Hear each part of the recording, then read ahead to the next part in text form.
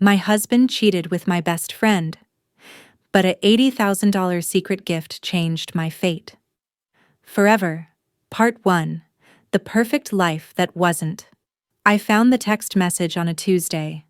Isn't that funny? How the worst day of your life can start so ordinarily. I was making coffee, humming along to some song on the radio, planning what to make for dinner. My phone buzzed on the counter. I thought it was mine. It wasn't. It was my husband's phone, and the message preview said, "Last night was incredible. I can't stop thinking about you. When can we do it again? Jess." Jess. My best friend Jessica. The woman who'd been my maid of honor. The woman I'd consoled through 3 breakups. The woman who came to our house every Friday night for wine and movies. That woman. But I'm getting ahead of myself. Let me take you back to the beginning. Because this story isn't just about betrayal, it's about something far more complicated, far more strange, and ultimately, far more redemptive than I ever could have imagined. My name is Sarah Mitchell, and this is the story of how I lost everything and gained something I never knew I needed. 3 years ago, I thought I had it all figured out. At 27, I'd married Marcus Mitchell, a successful investment banker with a smile that could light up a room and ambitions that matched. We had a beautiful colonial house in the suburbs of Chicago, 2 cars in the garage, and a golden retriever named Biscuit. From the outside, we were the American dream personified. I worked as a graphic designer for a mid-sized marketing firm. The job was fine, not my passion, but it paid well enough and gave me flexibility. Marcus always said I could quit if I wanted to, that he made more than enough for both of us, but I liked having my own income, my own identity beyond being Mrs. Mitchell. Jessica Hayes had been my best friend since college. We'd met in a sophomore literature class, bonded over our mutual hatred of pretentious poetry analysis, and had been inseparable ever since. When Marcus and I got engaged, there was no question who my maid of honor would be. Jess was beautiful in that effortless way some women are. Long dark hair, green eyes, the kind of curves that made men turn their heads. She worked in real estate and was always going on dates, always with some new story about a guy who didn't work out. She said she envied what Marcus and I had. She said she wanted what we had. I should have paid more attention to that last part. The first year of marriage was blissful. Marcus was attentive, romantic, always bringing me flowers for no reason or planning surprise weekend getaways. We'd stay up late talking about our future, the kids we'd have, the trips we'd take, the life we'd build together. Year 2 was when things started to shift. Subtle things at first. Marcus working later hours, being distracted during dinner, checking his phone more often. When I asked about it, he always had a reasonable explanation: big account at work, market volatility, client demands. I believed him because I wanted to, because trusting your husband is what you're supposed to do. Jessica was around more during that second year. She'd broken up with her latest boyfriend and was feeling lonely, so I invited her over more often. Girls' nights became a weekly tradition. Marcus would retreat to his study to work, and Jess and I would drink wine and watch rom-coms and complain about men and jobs and life's little disappointments. I thought I was being a good friend. I had no idea I was giving them opportunities. The morning I found that text message, Marcus had already left for work. He'd been in a hurry, kissing me distractedly on the forehead before rushing out the door. In his haste, he'd left his personal phone on the kitchen counter. He had 2 phones, one for work, one personal. He'd taken the work phone but forgotten the other. The text came through at 8:47 a.m. I stared at those words for what felt like an eternity. Last night was incredible. Last night, Marcus had said he was working late on a deal that was closing. He'd come home after midnight claiming he'd been at the office. My hands were shaking as I unlocked his phone. I knew his passcode, his birthday. Simple and trusting. The fact that he'd never changed it, never hidden anything, made what I found even more devastating. The messages went back 3 months. 3 months of, I miss you, and when can I see you again, and we have to be more careful. 3 months of explicit photos and plans and lies upon lies upon lies. I sat down on the kitchen floor, my back against the cabinet, and read every single message. I don't know why I tortured myself like that. Maybe I needed to understand the full scope of the betrayal. Maybe I needed to feel every bit of the pain so I'd never forget it. They'd been meeting at hotels, sometimes at her apartment when they were sure I wouldn't find out. They talked about me in those messages, how oblivious I was, how easy it was to fool me. Marcus had written, "Sarah suspects nothing. She's so trusting it almost makes me feel bad." Almost. Jessica had responded, "She's always been naive. It's almost sweet." That word, naive, cut deeper than anything else, because it was true. I had been naive. I had trusted completely, loved unconditionally, and never imagined that the two people closest to me could betray me so completely. I called in sick to work. Then I sat in that kitchen for hours, going through every message, every photo, every lie. By the time I heard Marcus's key in the door that evening, I had cried until I had no tears left. I had moved through shock into numbness, and then into something cold and hard that I barely recognized. He walked in with Chinese takeout and that charming smile. "Hey babe, I brought dinner. Thought we could have a quiet night in." I was sitting at the kitchen table, his phone in front of me. His smile faltered when he saw my face. "Sarah? What's wrong?" I slid the phone across the table. "You left this. Jess texted you this morning." The color drained from his face. He didn't pick up the phone. He didn't try to deny it. He just stood there frozen as everything he'd built came crashing down. "How long?" My voice was steady. I was proud of that. "Sarah, I can explain." "How long, Marcus?" 3 months. His voice was barely a whisper. I laughed. It was a horrible sound, bitter and broken. 3 months. And how many times did I invite her over? How many times did I sit there, drinking wine with her, talking about how lucky I was to have you, while you two were... I couldn't finish the sentence. Marcus moved toward me, hands outstretched. "It didn't mean anything. I love you. It was a mistake. I'll end it. We can go to counseling. Please, Sarah. Get out." "What?" "Get out."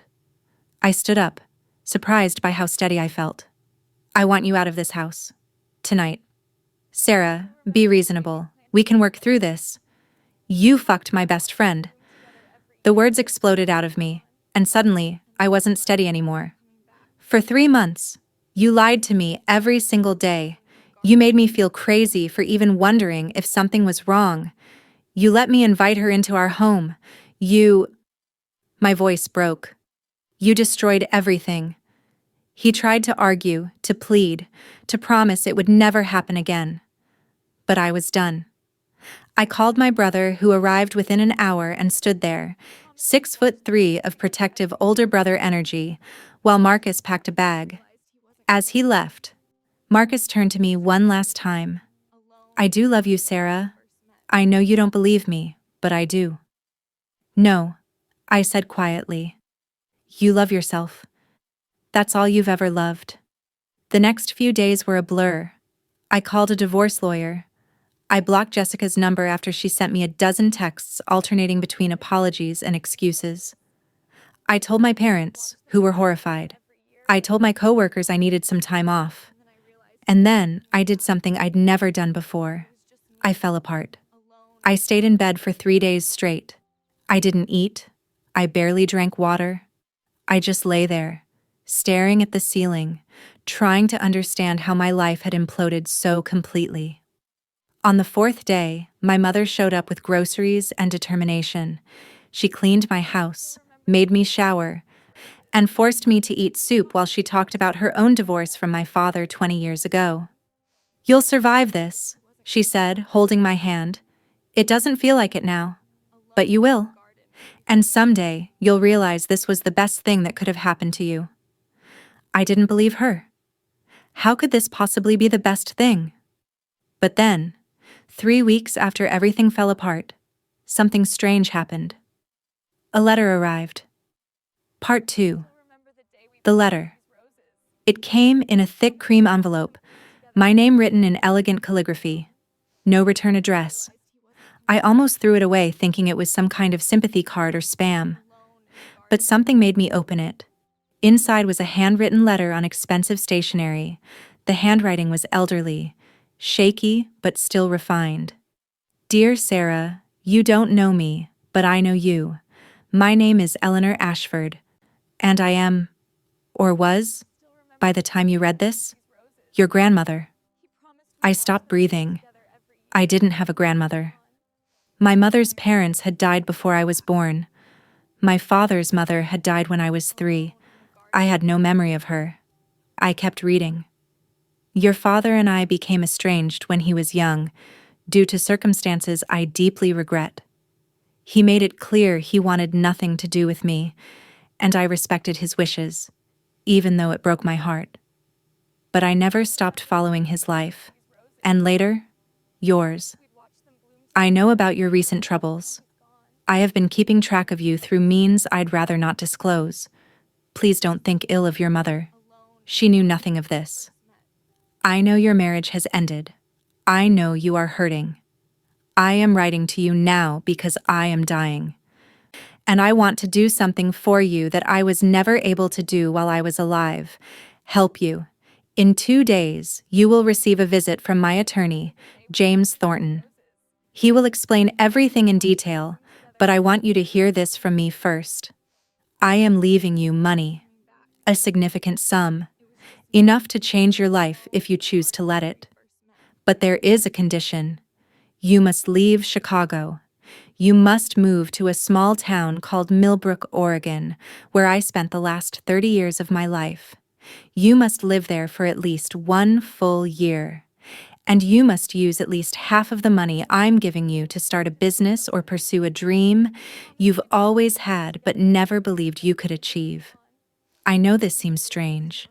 I know you have questions. James will answer them all. But please, Sarah, consider this. Consider that maybe the universe is giving you a chance to start over, to become the person you were always meant to be. With love from someone who never stopped caring, Eleanor P.S. The amount is $80,000. I wish I could give you more, but this is what I have. Use it wisely. Use it to become free. I read the letter 3 times. Then I called my father. "Dad, did you have a mother named Eleanor Ashford?" The silence on the other end was deafening. "Dad? Where did you hear that name?" His voice was tight, controlled. "I got a letter. She says she's my grandmother. She says she's leaving me money." Another long silence, then. "Your grandmother and we had a complicated relationship. I haven't spoken to her in over 30 years. Why? That's between her and me. If she's reaching out to you, that's her choice. But I want no part of it. Dad, she's dying. Or maybe already dead. Don't you want to?" "No." The word was final. "Whatever she's offering you, Sarah, think carefully before you accept. My mother was complicated. She always had strings attached to everything." He hung up before I could ask more questions. 2 days later, as promised, James Thornton arrived at my door. He was a distinguished man in his 60s, with silver hair and kind eyes behind wire-rimmed glasses.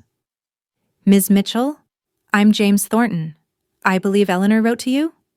I let him in, offered him coffee, and sat down to hear the strangest inheritance story of my life.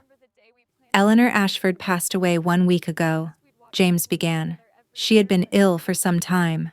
In her final months, she became quite focused on settling her affairs, and you, Ms. Mitchell, were her primary concern. But I never met her. My father won't even talk about her. James nodded sadly. Your grandmother made many mistakes when your father was young. She was absent during critical years of his childhood due to her own struggles. By the time she tried to reconnect, your father had built a life that didn't include her. She respected his wishes, but it haunted her until the end. So why leave money to me? Because she saw in you a second chance. Eleanor was a remarkable woman, an artist who never pursued her dreams until later in life. She moved to Millbrook in her 50s, after a difficult divorce, and started a small gallery there. She said it was the first time in her life she felt truly free. She wanted to give you that same opportunity. He opened his briefcase and pulled out a folder. The terms are simple. You inherit $80,000 upon agreement to move to Millbrook, Oregon, and live there for 1 calendar year. During that year, you must use at least $40,000 to start a business, pursue education, or invest in a creative endeavor. The remaining $40,000 can be used however you wish. Living expenses, savings, whatever you need. And if I don't accept? The money goes to charity. Eleanor was quite clear. This gift is specifically for you, to help you start over, or it goes elsewhere. I stared at the papers in front of me. This is insane. James smiled. Eleanor anticipated you'd feel that way. She asked me to tell you this. Sometimes the universe pushes us toward the life we're meant to live. Don't fight it. I spent 3 days agonizing over the decision. On one hand, it was crazy. Leave Chicago? Leave my job, my friends, my entire life? Move to some small town in Oregon I'd never heard of because a grandmother I never knew wanted me to? On the other hand, what life was I leaving behind? My marriage was over. My best friend had betrayed me. My job was unfulfilling. I'd been living on autopilot, going through the motions of a life I'd thought I wanted, but that had turned out to be built on lies. Maybe Eleanor was right. Maybe the universe was pushing me toward something different. On the 4th day, I called James Thornton. I'll do it, I said. I'll move to Millbrook. I could hear the smile in his voice. Eleanor would be very happy. I'll begin the arrangements immediately. Part 3. Millbrook, Oregon, was nothing like Chicago. For starters, the entire town had a population of about 3,000 people. One main street with locally owned shops, a diner that served breakfast all day, a library that doubled as a community center, and more trees than I'd ever seen in one place. It was nestled in a valley surrounded by mountains, with a river running through it that supposedly had the best salmon fishing in the state. The air was so clean it almost hurt to breathe after years of city pollution. My new home, arranged by James Thornton as part of Eleanor's estate, was a small cottage on the edge of town, 2 bedrooms, 1 bathroom, a kitchen that overlooked a garden I had no idea how to maintain, and a front porch perfect for morning coffee. It was nothing like the suburban palace I'd shared with Marcus. It was better. I arrived on a Tuesday in early October when the leaves were turning gold and red and the air had that crisp bite that promised winter wasn't far behind. As I pulled up to the cottage with everything I owned packed into a U-Haul, a woman was waiting on the porch. She was in her 60s, with short gray hair and a smile that took up her whole face. You must be Sarah. I'm Margaret Chen. I was a friend of Eleanor's. She asked me to look after you when you arrived. I climbed out of the truck, exhausted from the 2-day drive. That's very kind of you. Nonsense. Eleanor was family to me, and anyone she cared about is family too. Now, I've stocked your fridge with basics, and there's a casserole in the oven that should be ready in about an hour. I figured you'd be too tired to cook. I felt tears prick my eyes at this stranger's kindness. Thank you. Thank you. Margaret waved off my gratitude. That's how we do things here. Now, Let's get you unpacked. The first few weeks in Millbrook were an adjustment. I was used to the anonymity of the city, where you could go days without speaking to a neighbor. Here, everyone knew everyone, and everyone wanted to know about the new girl who'd inherited Eleanor Ashford's money. The story spread quickly. Eleanor's estranged granddaughter, fleeing a broken marriage, starting over with nothing but a mysterious inheritance and a dream. The speculation was both uncomfortable and oddly comforting. People watched me. Yes, but they also included me. The woman at the grocery store remembered my name after one visit. The guy at the hardware store helped me fix a leaky faucet for free. The librarian recommended books she thought I'd like. It was different. It was strange. It was exactly what I needed. Margaret became my guide to Millbrook life. She took me to the local farmers market, introduced me to the town's various characters, and explained the unwritten rules of small-town living. Don't gossip at the diner unless you want the whole town to know, she advised. Don't park in front of the mayor's house. He's particular about that. And for heaven's sake, go to the fall festival, or you'll be the talk of the town for weeks. I went to the fall festival. It was held in the town square with booths selling homemade goods, a pie-eating contest, and live music from a local bluegrass band. It was charming in a way I hadn't expected, like stepping into a movie about small-town America. That's where I met David. He was manning a booth for the local woodworking shop, selling handcrafted furniture and decorative pieces. I stopped to admire a beautiful jewelry box made from cherry wood, inlaid with an intricate floral pattern. Beautiful work, I said. He looked up from the rocking chair he was showing another customer. Our eyes met, and I felt something I hadn't felt in a long time: genuine interest. David Nakamura was 32, with dark hair that fell into his eyes and the kind of smile that made you want to smile back. He had strong hands marked with the calluses of someone who worked with them, and an easy confidence that came from knowing exactly who he was. "Thanks," he said once his customer left. "Did that one myself. You new in town? That obvious?" "Small town. We notice new faces. Plus, Margaret's been talking about Eleanor's granddaughter for weeks." I laughed. "Guess I'm the entertainment." "Don't worry. You'll do something embarrassing at the Christmas pageant and everyone will move on to the next scandal." He held out his hand. "David Nakamura. I run the woodshop on Main Street." "Sarah Mitchell. I'm still figuring out what I run."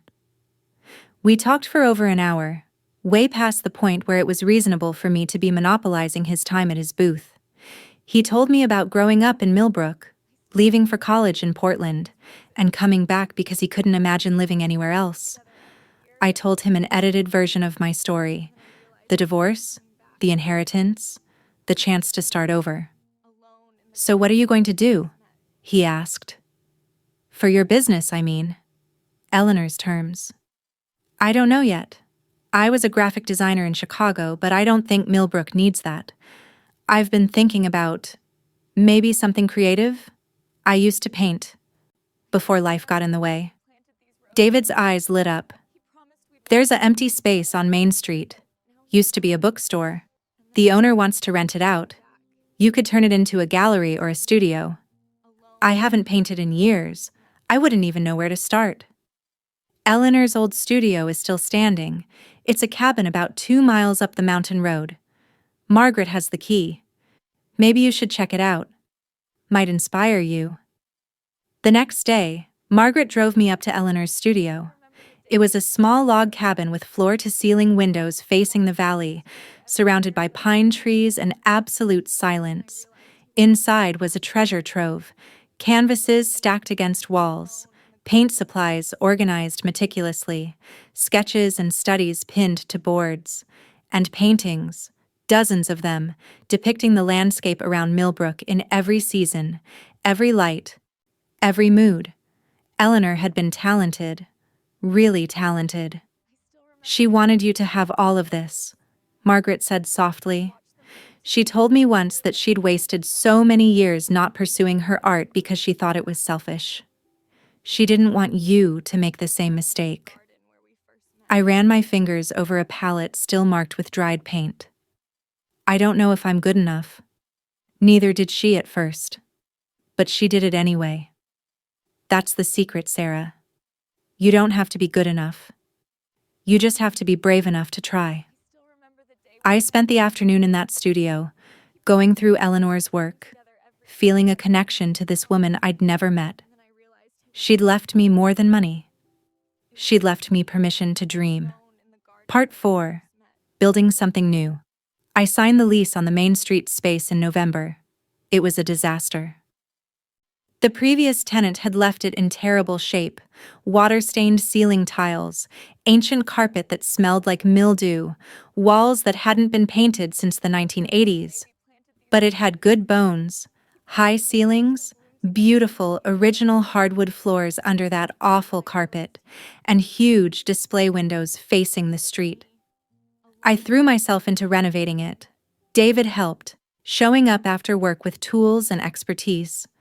Margaret organized a town workday where a dozen people showed up to help strip wallpaper, pull up carpet, and paint walls.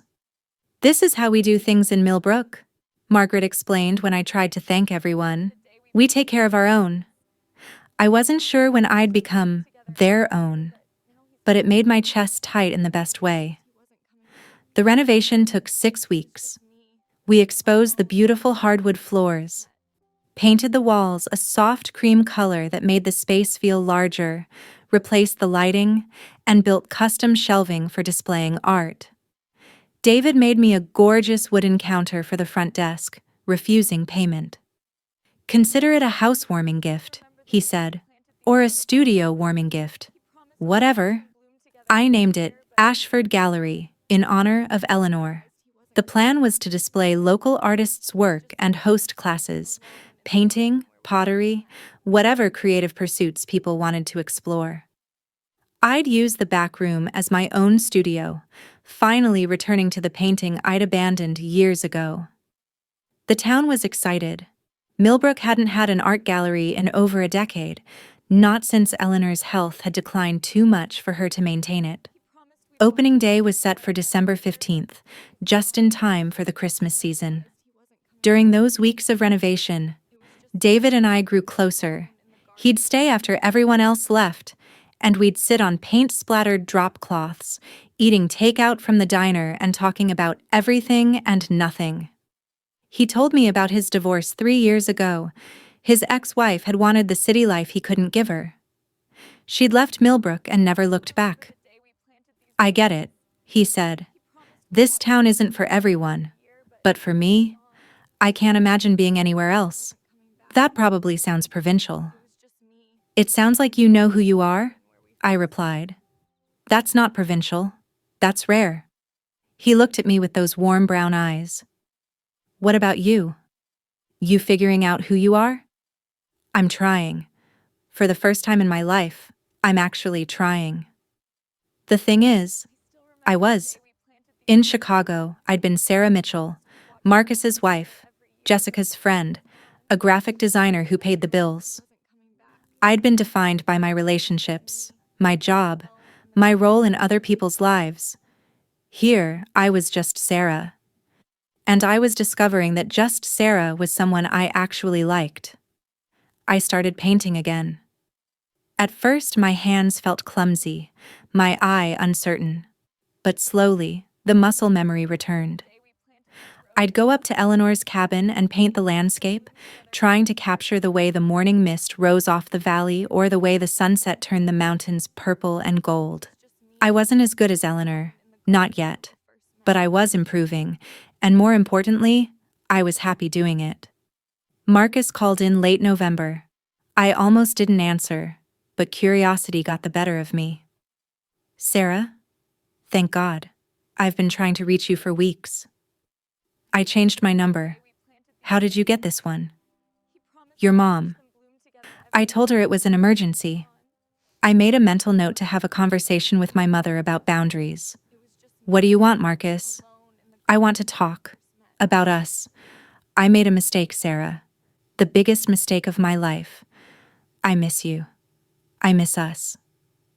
I looked around the gallery space at the walls I'd painted and the floors I'd refinished and the life I was building. There is no us anymore. Don't say that. We can fix this. I've been going to therapy. I understand now why I did what I did. It was about my own insecurities, my fear of commitment, my... Marcus, stop. My voice was firm but not angry. I'm glad you're working on yourself. I really am. But that doesn't change anything. You cheated on me with my best friend for months. You lied to me every single day. You broke something that can't be fixed. But I love you. You love the idea of me. The wife who made you look good, who didn't ask too many questions, who fit into the life you wanted. But you never really saw me. And honestly, I'm not sure I saw me either. Not until now. What does that mean? I smiled at the dusty gallery space at the beginning of something new.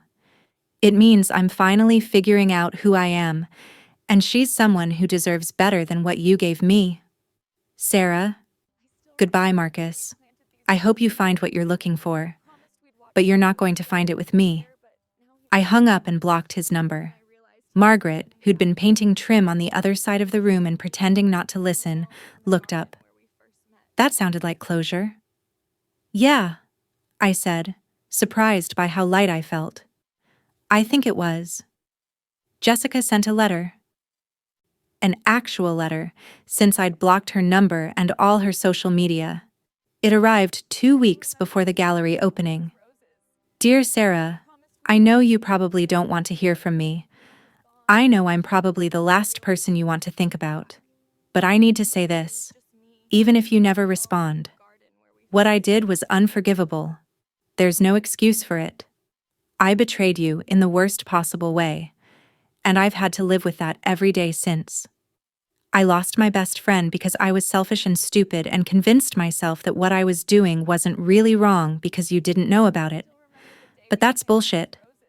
I knew it was wrong. I did it anyway. Marcus and I aren't together, in case you were wondering. After you kicked him out, he tried to start something with me. I realized pretty quickly that what we had wasn't real. It was just excitement and secrecy and the thrill of doing something we shouldn't.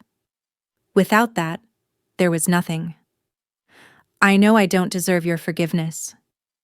I'm not asking for it. I just wanted you to know that I'm sorry, and that I think about you every day, and that I hope wherever you are, you're happy. You deserved so much better than both of us. Jess. I read the letter twice, then put it in a drawer. Maybe someday I'd be able to forgive her. Maybe I'd even be able to understand why she did it. But right now, I was too busy building my new life to spend energy on my old one. Part 5. Opening night. December 15th arrived with fresh snow and a sense of possibility. The gallery looked beautiful. White string lights hung from the ceiling. Eleanor's paintings lined one wall, a tribute to the woman who'd made all of this possible. The other walls featured work from local artists, landscapes, abstracts, pottery, sculpture. A table held wine and cheese, courtesy of Margaret, who'd insisted on catering. I wore a green dress I'd found at the thrift store in town, my hair down for once, minimal makeup. I looked like myself. Not the polished version I'd been in Chicago, but something more real. David arrived early to help set up. He wore a button-down shirt and jeans, his hair finally combed for once. You clean up nice, I teased. So do you. His eyes were warm. Nervous? Terrified. What if no one comes? Are you kidding? Margaret's been talking about nothing else for weeks. The whole town will be here. He was right. By 7 p.m., the gallery was packed. Seemed like all 3,000 residents of Millbrook had shown up, plus some folks from neighboring towns. People admired the art, bought pieces, signed up for classes. The mayor gave a speech about Eleanor's legacy and how proud she'd be. Margaret pulled me aside during the evening. She would be proud, not just of the gallery, of you, of who you're becoming. I hugged her. This woman who'd become like a grandmother to me in the months I'd known her. Thank you for everything. Around 9 p.m., as the crowd was thinning, David found me standing by Eleanor's paintings. "Successful night," he said. "Beyond my wildest dreams. I sold 6 paintings, booked 3 classes for January, and got commissioned to do a mural for the library." "That's amazing, Sarah." We stood there in comfortable silence, looking at Eleanor's work. "Can I tell you something?" David said suddenly. "Of course." I was married to the wrong person. Spent 5 years trying to make something work that was never going to work. After she left, I thought there was something wrong with me, that I was too boring, too small town, too content with a simple life. He turned to face me. "But meeting you, watching you come here and build something beautiful out of heartbreak, it made me realize that there's nothing wrong with knowing what you want, with being content where you are. The trick is finding someone who wants the same things." My heart was pounding. "David, I like you, Sarah, a lot. And I know you're still figuring things out, still healing. I'm not asking for anything you're not ready to give. I just wanted you to know." I looked at this kind, patient, genuine man who'd helped me build a new life without asking for anything in return. Who'd shown me what it looked like to be secure in yourself, to know who you are, and be okay with it. "I like you too," I said softly, "and I don't know what I'm ready for yet, but I'd like to find out. With you." He smiled, that wonderful smile that made me feel warm from the inside out. "We can take it slow." Slow sounds perfect. He took my hand and we stood there among Eleanor's paintings and the life I was building, and I felt something I hadn't felt in a long time. Hope. Part 6. 1 year later. The conditions of Eleanor's inheritance specified 1 year in Millbrook. As that anniversary approached, James Thornton called to check in. "You've fulfilled all the requirements," he said. "The year is nearly up. You've established a successful business, and you've used the money exactly as Eleanor intended. You're free to leave, if you wish." "Free to leave," I repeated. After we hung up, I walked through the gallery. It was a Wednesday afternoon, quiet between the morning rush and evening classes. Sunlight streamed through the windows, illuminating dust motes and the paintings on the walls. I thought about Chicago. The life I'd left behind felt like it belonged to someone else now. The angry, hurt woman who'd discovered her husband's betrayal had transformed into someone stronger, more certain, more herself. David and I had been together for 6 months. We'd taken it slow, just like we'd promised. Dinners at the diner, walks by the river, evenings in his woodshop or my studio, working side by side in comfortable silence. He'd met my parents when they visited for Christmas. They loved him. "He's genuine," my mother had said, "not like Marcus. This one actually sees you." She was right. David did see me, all of me, and I saw him too. I'd made friends here, real friends, not the surface-level relationships I'd had in Chicago.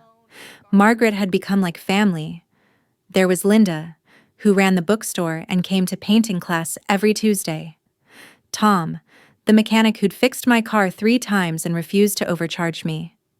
Sarah, different Sarah, the single mom who worked at the diner and was discovering she had real talent for pottery. This town had embraced me.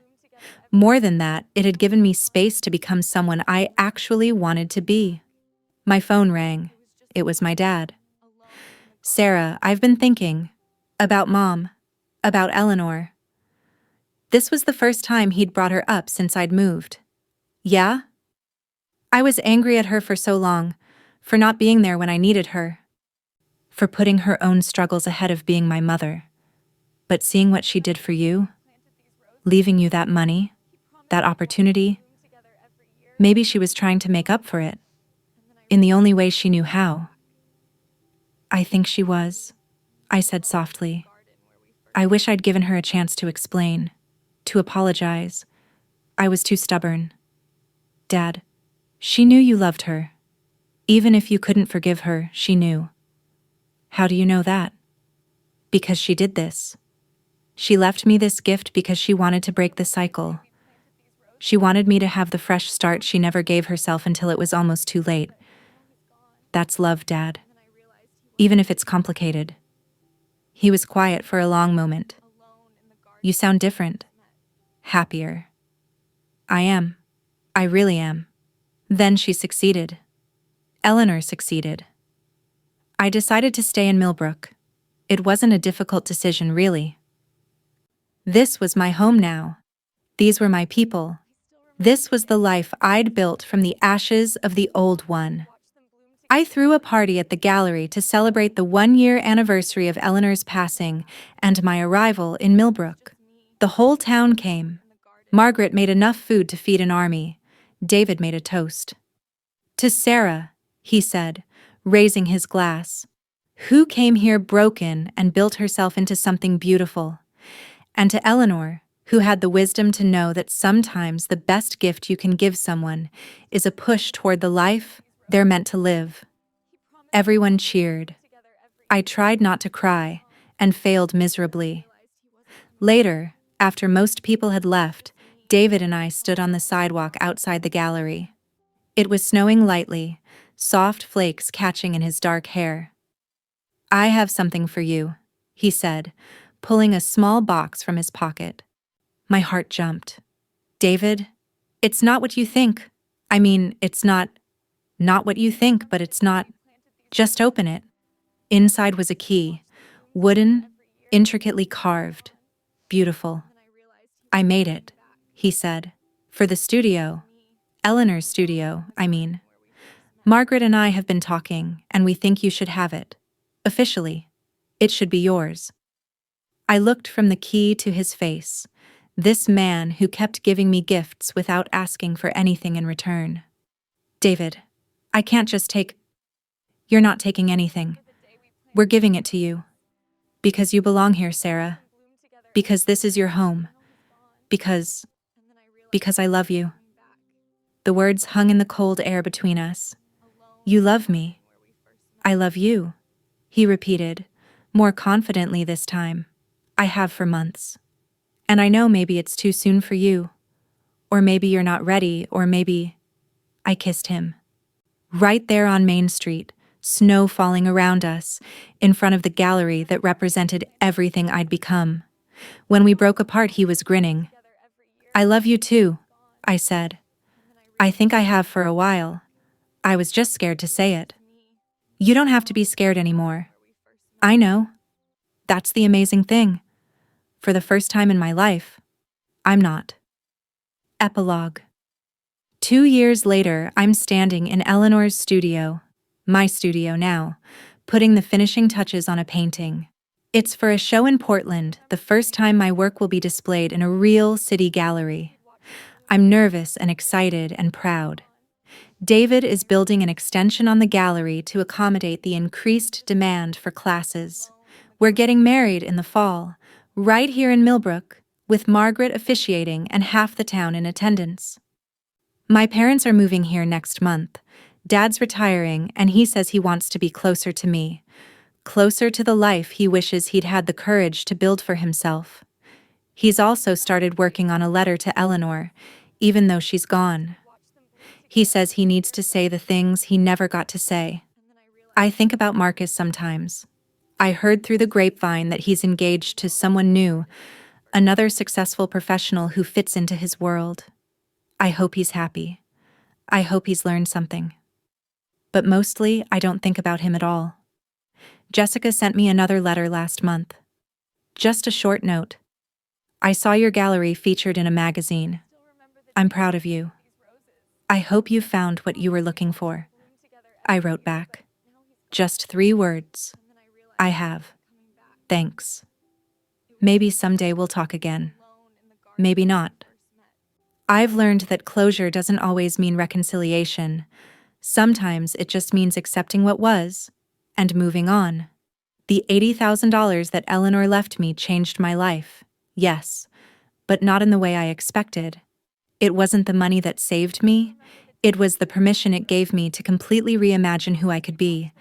That gift, that push toward possibility, was worth more than any dollar amount. I hear David's truck pull up outside. He's bringing lunch from the diner and probably some new idea for the gallery that he's been excited about all morning. This is my life now. Simple, authentic, mine. As I clean my brushes and look out at the valley below, I think about the chain of events that brought me here. Marcus's betrayal, Jessica's deception, the text message that destroyed my old life, the letter from a grandmother I never knew. If you'd told me 2 years ago that I'd be grateful for that betrayal, I wouldn't have believed you. But I am.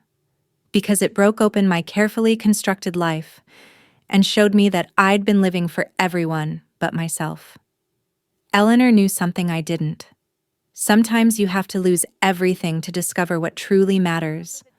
I lost a husband who never really saw me. I lost a best friend who never really valued me.